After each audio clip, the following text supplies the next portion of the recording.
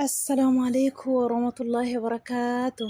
الشما harkafuuni jirtanii fayyaa keessanii waa ijoollee babbareeddu ijoollee hinqoo kana fidadhee dhufe ijoollee boqqolloo fakkaatu kan asumaan illeen irraa fadhiifatamu baga jala bultii oromodaana rabbiin ittiin singeesse hunda keessanuu hin maraqqane ijoollee kana argee beektanii maaliif seetanii ijoolleen kana ijoollee amantiitii waliin qoonni ijoollee kana argitanii maashaallah wallaahi baay'ee tokko namatti tolu. Ijoolleen kun dhaloota biyya tokkooti. Garuu amantii isaanii adda adda. Walakkaan tokko musliima, walakkaan tokko kiristaana. Kan jiranillee ammaddee biraa jiru jechuudha. Finfinnee keessa isaan jiraatan Addis Ababa keessa. Garuu dura gizee buttaa jaraa jiranii ijoolleen kuni gizee buttaa jaraa jiranii biyya isaanii biyya dhaloota isaanii hundi isaanii dhalootuma biyya tokkooti.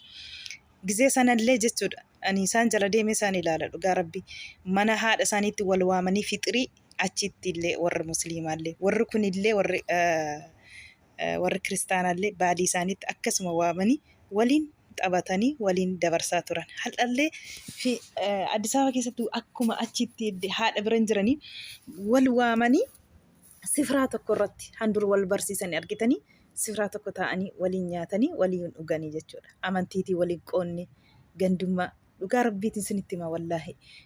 Garuu kabaja walii qabu alargitanii amantii walii kabaja wal fakkaataa sifiraa tokko irraa nyaatan.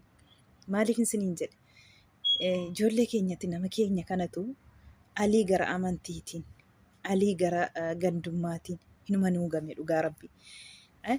Amma inni kaanii ustaaza gadi galgalcha. Inni kaanii qeesolii gadi galgalcha. Inni kaan immoo quraana cira. Inni kaan immoo kitaaba cira.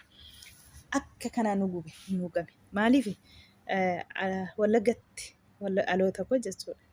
Waliin nyaannee waliin wayyaa tokko uffannee waliin guddannee ijoollee musliimaa fi ijoollee kiristaanaa wajjin gamaa gamana nuti jechuudha.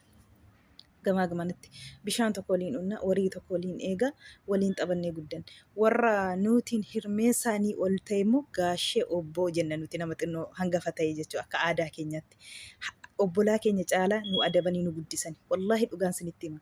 Waliin nyaachaa waliin dhugaa gadda irrattis gammachuu irrattis ala irrattis du'a irrattis wal faana jiraachaa. Ammallee wallaahi ati kana ati amantiin kee akkasii ati akkasii hin jiru wallaahi amantiin kan abbaate amantii walii kabajaa jechuudha. Walii qala gizee fuusisaa gizee ijoollee fuusisatan jechuudha. Kiristaanates qalee musliima waamaa ture. Musliimnis qalee kiristaana waamaa ture jechuudha. Waliin jira ammallee warruma biyyaa bahee kana kaawoof manaa bahee gizee manaa bahee garuu immoo gizee as gahu kaawoo sana dagatanii interneetiin itti tollaan gaafa silkii kana argannu waan nu ilaashisne keessa waan hin taane keessa galla jechuudha. Kan manaa baanii fi maatii keenya jijjiirree of jijjiirraa manaa baanii garuu immoo as ogeenyu sarraanfanne waan hin taane keessa gallaa jechuudha. Amantiin kan abbaate abbaan kan barbaadetti buluun han barbaadetti amanuun mirga isaati. Wal kabajuun immoo aadaa keenyadha.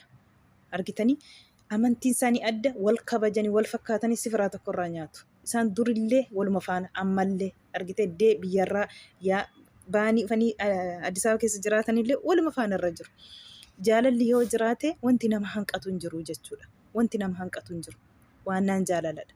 Wallaahi rabbiin jaalala nuuf haa kennu. Rabbiin wal nu haa kabachiisu. Amantiin kan abbaate wal kabajuu rabbi nuuf haa kennu.